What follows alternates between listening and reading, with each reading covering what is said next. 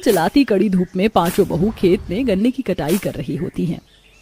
बाप रे बाप, आज तो बड़ी जोर की गर्मी बरस रही है। खेत की जमीन भी अंगारों की तरह सुलग रही है। अरे गर्मी के चलते मेरी भी हालत खराब हो रही है। वैसे भी तो दोपहरी हो गई है, घर चलकर रोटी पानी खा आते हैं, थोड़ी देर शरीर को भी आराम मिल जाएगा।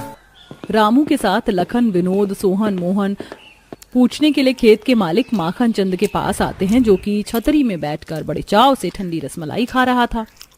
हाय हाय, क्या स्वादिष्ट रबड़ी वाली ठंडी ठंडी रसमलाई है। आहा, खाकर मजा ही आ गया। अरे ओ नमक हरामो, तुम सब खेत काटना छोड़कर यहाँ पर क्या कर रहे हो? सेठ, दोपहर हो गई, हम घर से 2 रोटी खाकर आते हैं, आकर बाकी के गन्ने काट देंगे, थोड़ा मौसम में भी ठंडक आ जाएगी। हाँ ठीक है, चलो फूटो यहाँ से। पांचों का पेट पहाड़ है, ठूसने की पहली पड़ी होती है, मगर दिहाड़ी पूरी चाहिए, काम के नकाज के दुश्मन अनाज के। खेत का मालिक माखन लाल स्वभाव का बड़ा कंजूस मक्खी चूस था। वो पांचों को खरी खोटी सुनाने का कोई मौका नहीं छोड़ता था। गरीबी भरे हालात के चलते पांचों खेत बोने और फसल काटने का काम करते थे। बदले में उन्हें बहुत थोड़े पैसे मिलते थे, जिससे कभी कभी ऐसी नौबत भी बन जाती थी कि बाल बच्चे परिवार को नमक रोटी खाकर गुजारा करना पड़ता था। मुझको नहीं खाना है जरा सा 4 रोटी, खुद ही खा लो आप। चिढ़कर निखिल प्लेट खिसका देता है। तभी रजनी गुस्से में, निखिल चुपचाप से रोटी खा ले, मुझे खुंदक मत चढ़ा, नहीं तो चांटा लगेगा। मंझली बहू, अब तू उसे डांटेगी तो और नहीं खाएगा। बच्चे प्यार दुलार के भूखे होते हैं। मेरा राजा दुलारा पोता, दादी के हाथ से रोटी खा ले। मुझको नहीं खानी तो नहीं खानी। आप लोग डेली डेली यही गरीबों वाला खाना बनाते हो, कभी कुछ अच्छा नहीं बनाते। माँ जी, आपके लाड प्यार ने ना इस लड़के को बिगाड़ दिया है। जब देखो खाना खाने में आनाकानी करता है। बड़े नखरे हो गए ना, अब देख तुझे खाना नहीं मिलेगा, भूखे रहे। मुंह फुलाकर निखिल दरवाजे पर जाकर बैठ जाता है। तभी पसीने से तर पांचों घर आते हैं तो देखकर रोने लगता है। अले ले ले ले ले, क्या हुआ मेरे प्यारे भतीजे को, क्यों रो रहा है? किसी ने मारा है क्या रजनी से? नहीं जी, बड़ा नखरीला हो गया लड़का, स्कूल से आकर खाना नहीं खाता है। तभी गले में ठेले वाला गन्ने का जूस बेचने आता है। ठंडा ठंडा गन्ने का रस पी लो, गर्मियों की लजीज तोहफा गन्ने का जूस, मात्र 20 रुपए गिलास से शुरू गन्ना का रस पी लो। ठेले वाले की लुभावनी आवाज से निखिल गन्ने का जूस पीने की जिद पकड़ लेता है। मुझे भी गन्ने का ठंडा ठंडा बर्फ वाला जूस पीना है। अच्छा चलो ठीक है, मैं दिलवा देता हूँ। पापा, अगर निखिल गन्ने का रस पिएगा तो मैं भी पीऊंगा। लखन दोनों बच्चों को गन्ने का जूस खरीदवा कर घर में लाता है। तभी पार्वती कहती है, ये जूस वाला तो बड़ा ठगेरू है, 20 रुपए में पिद्दे से ग्लास में जूस दे गया है। माँ जी, तभी तो गर्मियों में ये जूस, शिकंजी, पानी बेचने वाले अच्छी कमाई करते हैं। छोटी चाची, बड़ी मम्मी, लो थोड़ा थोड़ा जूस आप भी पी लो। रानी के जिद करने पर गुंजा जैसे ही जूस पीती है, वो पानी वाला था। इस गन्ने के जूस में तो काफी पानी मिक्स कर रखा है, इससे तो बढ़िया हम खुद से घर में जूस बना लेते। मगर गुंजा, बिना जूसर मशीन के जूस कैसे बनेगा? विनोद जी, आप भूल रहे हैं, हम पांचों जुगाड़ू बहुएं हैं, कोई ना कोई जुगाड़ लगाकर जूस पेड़ कर निकाल लेती। फिर पांचों भाई रूखी सूखी खाकर लू में गन्ने के खेत में जाकर दोबारा कटाई करते हैं। ऐसी ही स्थिति कट रही थी। फिर एक दोपहर, गंगा बहू जरा मटके का ठंडा पानी पिला दे। मटका तो बिल्कुल खाली है माँ जी, पीने का पानी नहीं है, मैं पनघट से भर कर लाती हूँ। तभी कुसुम सुमन भी गंगा के साथ जाती हैं। चलो गंगा, हम भी तुम्हारे साथ चलते हैं, शाम को चूल्हा चलाने के लिए लकड़ी चुन कर ले आएंगे। बहू, अब तुम सब लोग नदी पर जा रही हो तो अपने गन्ने के खेत में पानी पटाना। पनघट के थोड़ी दूरी पर पांचों का एक छोटा सा खेत का टुकड़ा भी था, जिसमें हर साल पांचों बीज तो बोती, मगर मिट्टी की किस्म खराब होने के चलते मेहनत खराब हो जाती है। कड़ी धूप में पांचों नदी पर आती हैं, जहां बुढ़िया कपड़े धो रही थी। हाय राम, इतनी कड़क धूप में कपड़े धो करके कमर अकड़ गई। बेटी जरा कपड़े खंगलवा दोगी, कमर से झुका नहीं जा रहा। हाँ माँ, आप बैठकर तब तक हवा खा लीजिए। कुछ देर बाद, अम्मा, आपके कपड़े खंगाल कर गठरी बना दिया है। मुझे तो पता ही नहीं चला, ठंडी ठंडी हवा बह रही थी, आंख लग गई। लाओ मैं चलती हूँ, यहाँ पास में ही मेरी झोपड़ी है। अम्मा, हम छुड़वा देते हैं गठरी। कुछ देर में तीनों कुटिया तक आती हैं, जिसके पास उनके खेत के गन्ने का पौधे भरे पड़े थे। इस साल भी हमारी सारी मेहनत खाक हो गई, सारे पौधे मर गए। सबसे खेतों में मोटे ताजे गठीले गन्ने उग रहे हैं। सोचा था इस साल गन्ने बेचकर हम अपना कच्चा घर पक्का करवा लेंगे। कुसुम, शायद हम पांचों के नसीब में दुख काटना ही लिखा है। बेटी, ऐसे हिम्मत नहीं हारते। देखना तुम्हारे खेत में खूब फसल लहलहाएगी। ये लो, पानी पटा दो। तीनों कुटिया के पास वाले हैंडपंप से पानी ले जाकर खेत में डालकर घर की तरफ चल देती हैं। तभी आंधी तूफान उठता है, जिससे उनका मिट्टी का मकान ढहकर मलबा हो जाता है। दादी दादी, हमारा घर टूट गया, अब हम कहाँ रहेंगे? पार्वती छाती पीट कर हाय हाय करने लगती है।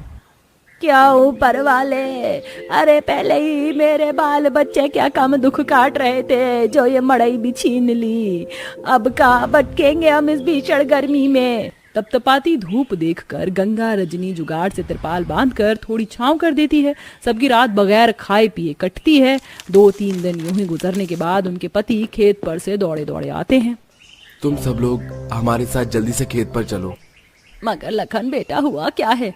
खेत पर आकर जुगाड़ू बहुएं देखती हैं कि हर एक क्यारी में रसीले गठीले गन्ने उगे हैं, जिससे उनका मन गदगद हो जाता है। ये तो चमत्कार हो गया, हमारे खेत में कितनी चमकदार रस भरे गन्ने उगे हैं और कितने सारे तादाद में। मुझे तो लालच आ रहा है, मैं चला गन्ने खाने।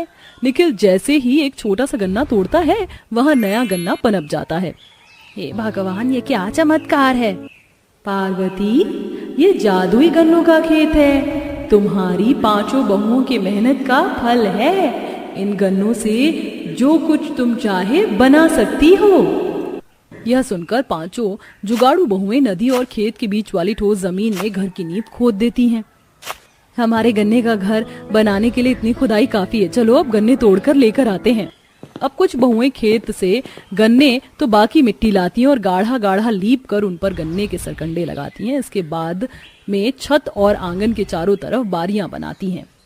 देखो, हमारा जुगाड़ू गन्ने का घर और आंगन कितना सुहावना लग रहा है। कितनी शुद्ध ताजी हवा लग रही है। माँ, काश के हमारे पास एक बढ़िया सा फ्रिज और बड़ा ढर्रेदार पंखा भी होता, तो हम गर्मी में ठंडा ठंडा कूल होकर बड़े मजे से सोते और आइसक्रीम जमा कर खाते। निखिल की फ्रिज और फर्राटेदार पंखे की फरमाइश सुनकर जुगाड़ू बहुओं का दिमाग चल पड़ता है। जब हमने गन्ने से गर्मी में जुगाड़ घर बना लिया, तो पंखा और फ्रिज बनाना तो हमारे बाएं हाथ का खेल है। चलो काम में लगते हैं। 5 खेत में से तीखी धूप में से गन्ने काट कर लाती हैं, बढ़िया सा जुगाड़ू फ्रिज बनाती हैं और खर्चा लगाकर उसके अंदर तार फिट करती हैं, जिससे वो चल पड़ता है। और इसी तरह वो गन्ने के घास पत्तों से बिस्तर और बाकी सामान भी बनाती हैं। साथ ही खाना बनाने के लिए गन्ने की जुगाड़ वाली रसोई बनाकर खुशी खुशी रहने लगती हैं। अब हम अपने इस गन्ने के जुगाड़ रसोई में बड़े आराम से खाना पीना कर सकते हैं, जिससे हमको गरम गरम नूनी खानी पड़ेगी। गुंजा की इस बात पर चारों मुस्कुरा देती हैं और 5 बहुएं मिलकर सबके लिए कुछ मीठे ठंडे पकवान बनाती हैं, जैसे कि आम पन्ना, खीर, शरबत, और खुशी खुशी होकर गन्ने घर, रसोई, फ्रिज में गुजर बसर करती हैं। आज गरीब देवकी की बेटी लक्ष्मी को देखा देखी करने लड़के वाले आने वाले थे, इसीलिए पड़ोसन कादम्बरी के घर आकर कहती है, कादम्बरी बहन, वो दरअसल आज लक्ष्मी को देखने लड़के वाले आने वाले हैं, तो कोई बढ़िया ढंग की चादर, कुर्सी और कप प्लेट दे दीजिएगा नाश्ता पानी करवाने के लिए। अरे बिल्कुल देवकी बहन, ले जाओ। आखिर एक पड़ोसी ही दूसरे पड़ोसी के काम आता है। मगर बाद में अपनी बेटी को भेज देना, मुझे फेशियल थ्रेडिंग करवाना था। मेरा पार्लर जाने का खर्चा बच जाएगा। आखिरकार मैं आपकी जरूरत में काम आ रही हूँ। जी भेज दूंगी। देवकी के हद से ज्यादा गरीब होने के चलते ज्यादातर पड़ोसी उससे बोलचाल नहीं रखे थे, मगर कादम्बरी, जो कि लालची औरत थी, अपना सामान दिखाने के बदले खूब फायदा उठाती थी, क्योंकि लक्ष्मी ब्यूटी पार्लर सीखी हुई थी। कुछ देर में घमंडी सौदामिनी पर्स टांगे, गॉगल्स लगाए बिचौलन शीला के साथ आती है। कुछ देर के बाद, लीजिए होने वाली समधन जी, गरम गरम चाय के साथ समोसे खाइए। यहाँ के समोसे बड़े मशहूर हैं। बहन जी, इतनी गर्मी में चाय कौन पिलाता है? कोई पेप्सी या कोल्ड ड्रिंक मंगा लेती। चलिए जाने दीजिए, हमें आपकी लड़की पसंद है, बाकी का तय तमान अभी कर लेते हैं। जी मैं समझी नहीं। देखिए, यदि आपकी दहेज की कोई मांग है तो क्षमा कीजिएगा। दहेज देने में मैं सक्षम नहीं हूँ, मगर मेरी लक्ष्मी को सिलाई कढ़ाई से लेकर ब्यूटी पार्लर का सारा काम आता है। ये देखिए, ब्यूटी पार्लर के कोर्स की डिग्री भी है। पूरे 95% अंक मिले थे। देखो जरा, ब्यूटी पार्लर का कोर्स भी सरकारी से कराया है। ये सर्टिफिकेट केवल रद्दी है, और वैसे भी जमाना सर्टिफिकेट का नहीं बल्कि दहेज देखता है। चल दिवाकर बेटा। दहेज की लालची सौदामिनी गरीब लक्ष्मी को ठुकरा कर उठकर चली जाती है। बहन जी ऐसे मत जाइए, रुक जाइए। आखिरकार तुझको क्या मंजूर है ऊपर वाले? क्या लिखा है तूने मेरी लक्ष्मी के भाग्य में? दिल छोटा मत करो देवकी बहन, क्या पता भगवान ने इसी लाख गुना अच्छा रिश्ता हमारी लक्ष्मी के लिए रखा हो। शीला समझा बुझाकर चली जाती है। अगले दिन, माँ आज किरण की हल्दी मेहंदी है तो उसकी माँ ने सजाने के लिए बुलाया था, पैसे भी दे देंगी, मैं जा रही हूँ। अच्छा ठीक है। थोड़ी देर में लक्ष्मी शादी वाले घर में पहुंचती है जहाँ कुछ नाइन औरतों के नाखून काट रही थी। अरे ओ नाइन, जरा ठीक से ढंग से नाखून काटो और महावर भी चढ़ा देना, एड़ियां फटी फटी सी दिख रही हैं। माँ जी, इन आंटी जी से बात करने का लहजा कितना खराब सा है। निशा बहू, इतनी बातें नहीं देखते हैं, शादी का घर है। कौशल्या बहन, निशा बहू अब बाकी औरतों के बाद में नाखून काट कर महावर चढ़ा देना, थोड़ा शरबत पी लीजिए। राम राम राम राम। अरे पद्मा, तुझे जात पात का थोड़ा सा भी ख्याल नहीं है, जो इन छोटी जात वाली नाइन सास बहू को अपने घर के बर्तन में जूस दे रही है। ये सुनकर काजल भड़क कर बोलती है, आंटी जी आपको किसने हक दिया हमें जलील करने का? देखो जरा, इस कल्लो मैया की जुबान कैसी कैची की तरह तेज चल रही है। पता नहीं कौन भैया कर ले जाएगा इसे। एक तो काली कलूटी, ऊपर से नाइन। काले रंग का मजाक उड़ते देखकर काजल रो पड़ती है। तभी लक्ष्मी कहती है, आंटी जी कोई भी काम छोटा बड़ा नहीं होता। जिस तरह एक जौहरी हीरा बेचता है, एक सुनार सोना बेचता है, ये अपना काम कर रहे हैं। लक्ष्मी की बातें उस औरत की बोलती बंद कर देती है। वो कौशल्या को जच जाती है। अगले दिन पंडित जी उनकी तरफ से रिश्ता लेकर देवकी के दरवाजे पर पहुंच जाते हैं। नमस्कार जी बहन जी। जी आपकी लड़की के लिए एक बड़ा ही नेक रिश्ता लाया हूँ। नाई से भरा परिवार है उनका, खुश रहेगी बिटिया। थोड़ा सोच विचार कर देवकी रिश्ते के लिए हाँ करती है। बेटी, मेरी इच्छा तो यही थी कि तुझे ऊंचा खानदान, अमीर घर द्वार मिले, मगर इससे डरती हूँ कि कहीं ऐसी डोली उठने से पहले मेरी अर्थी न उठ जाए, इसलिए तो इस घर में ही शादी कर ले। लक्ष्मी के दिल में अपने होने वाले ससुराल को लेकर हजारों ख्वाब थे। क्या उसके ये ख्वाब पूरे हो पाएंगे या अधूरा रह जाएगा? चलिए देखते हैं। धूमधाम से लक्ष्मी अनुज की शादी होती है और वो अपने ससुराल में पहुंचती है, जो कि एक बहुत ही खूबसूरत और बड़ा होता है। नौकर चाकर फूलों से भरी थाली लेके स्वागत में खड़े थे। तुम सब लोग अच्छे से तैयार रहना, बहू के उतरते ही फूल बरसाना है। जी मालिक, हम तैयार हैं। लक्ष्मी का खूब अच्छा खासा स्वागत करवाया जाता है, जिससे लक्ष्मी खूब खुश होती है। तो तुम्हें तुम्हारा ससुराल पसंद तो आया ना? माँ जी, मुझे तो लगा था कि मेरा नाई से भरा ससुराल एक नॉर्मल फैमिली होगा।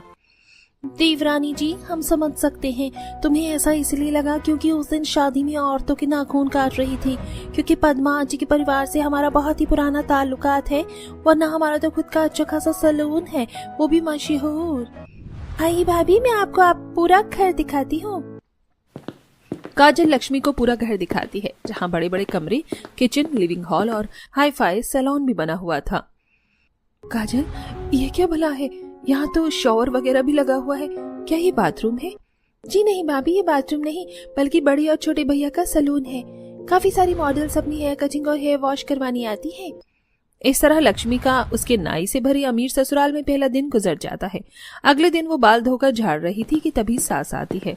अरे बहू, तुम तैयार हो गई तो जल्दी से आ जाओ, चूल्हा पूजन करना है। और ये कमरे में तुम्हारे इतने बाल क्यों बिखरे हैं? अगर गलती से खाने में निकल गया तो इस घर के मर्दाने खाना नहीं खाएंगे। माँ जी, मेरे बाल बहुत ज्यादा कमजोर हैं, टूटते हैं। बहू, तुम्हारे बालों को कटिंग की जरूरत है, काफी दोमुहे बाल हैं। रुको, मैं बराबर करती हूँ। कौशल्या कैंची से कुछ ही मिनट में बहू के बाल काट छाट कर बराबर कर देती है। लो बहू, अब तुम्हारे बालों की ग्रोथ बहुत ही बढ़िया तरीके से हो जाएगी। अरे माँ जी, आपने मेरे बालों की कितनी अच्छी कटिंग की है। भूल गई बहू, तुम नाई से भरे ससुराल की बहू हो। वैसे समधन जी ने बताया था कि तुम्हें ब्यूटी पार्लर का बड़ा अच्छा काम आता है, तो गुड़ को उभारो। अगर तुम्हारी इच्छा होगी तो हम तुम्हें ब्यूटी पार्लर खुलवा देंगे। ये सुनकर लक्ष्मी काफी खुश होती है। नाई से भरे ससुराल में पूरा दिन हाईफाई घर के लड़के लड़कियों की कटिंग करवाने के लिए भी भीड़ लगी रहती। ससुर, जेठ, पति सब सैलून के यूनिफॉर्म पहने हुए कस्टमर को अटेंड कर रहे थे। निर्मल जी, टेल मी, मुझ पर बटरफ्लाई कटिंग कैसे लगेगी? सूट करेगी ना? अरे बूढ़ी घोड़ी लाल लगाम, बुढ़ापे में इसे बेबी कटिंग करवाना है, जैसे कि बारबी डॉल लगेगी। आपने कुछ कहा क्या? नो कमीनी, मेरा मतलब कामिनी जी, मैं तो ये कह रहा था कि आप पर बटरफ्लाई कटिंग बहुत सूट करेगी। श्योर। वैसे भी निर्मल जी, अभी तो मैं यंग हूँ और जवान हूँ। तभी लक्ष्मी ससुर जेठ पति से खाना पूछने आती है। ससुर जी, आदर्श भैया, खाना खा लीजिए, लंच का टाइम हो गया है। लक्ष्मी तुम चलकर खाना लगाओ, बस हम इस क्लाइंट की कटिंग करके आ रहे हैं। जी अच्छा। थोड़ी देर में पूरा परिवार साथ बैठकर खाना खाता है। कौशल्या जी, अपने पड़ोसी भारद्वाज जी है ना, उनके यहाँ से पार्टी का न्योता आया है। पूरे परिवार को सादर आमंत्रित किया है, तो आप सब लोग जाकर तैयार हो जाइएगा। अजी, फालतू में ब्यूटी पार्लर में जाकर खर्चा करने की क्या जरूरत है, जब घर में ब्यूटी पार्लर सीखी हुई बहू मौजूद है, सबका मेकअप कर देगी। लक्ष्मी अपनी सास, जेठानी, ननद तीनों का अच्छे से मेकअप करती है और सब पार्टी में पहुंचते हैं, जहां कोकिला काजल के काले रंग का खूब मजाक उड़ाती है। देखो मेकअप किया, काला कौवा भी पार्टी में आ गया। अरे कौशल्या बहन, तुम्हारा परिवार तो नाई से भरा हुआ है, थोड़ी हजामत अपनी काली बेटी की भी करवा लो, वरना कल को शादी में बड़ी दिक्कत परेशानी आएगी, क्योंकि जमाना बदल गया है, लंगूर के हाथ में अंगूर नहीं मिलता। कोकिला की बात कौशल्या के दिल पर चाकू की तरह चुभती है। सब लोग घर लौट आते हैं। हर बार मेरे बच्चे के काले रंग के चलते उसको कितना कुछ सुनना पड़ता है, कितने रिश्ते कट गए, पता नहीं कब होगी इसकी शादी। माँ जी, आप चिंता मत कीजिए, काजल दीदी की शादी भी होगी और अच्छे घर में होगी। लक्ष्मी, जिसे पूरी तरह से ब्यूटी पार्लर का काम आता था, अपनी ननंद का मेकओवर करती है। धीरे धीरे उसके चेहरे पर भी निखार आने लगता है और बहुत जल्द रिश्ता भी लग जाता है। लक्ष्मी, तुम्हारी वजह से आज काजल दीदी की बारात आई है, सब कितने खुश हैं। सच में बहू, हमारे नाई से भरे ससुराल में तो केवल बहू नहीं बल्कि खुशियों की कड़ी है। खुश नसीब तो मैं हूँ जो मुझ जैसी गरीब ब्यूटी पार्लर वाली बहू को इतना मान सम्मान, प्यार देने वाला, खुश रखने वाला नाई से भरा परिवार मिला। आखिर में धूमधाम से ननंद की शादी विदाई होती है और लक्ष्मी भी अपने नाई से भरे ससुराल में खुशी पूर्वक रहती है।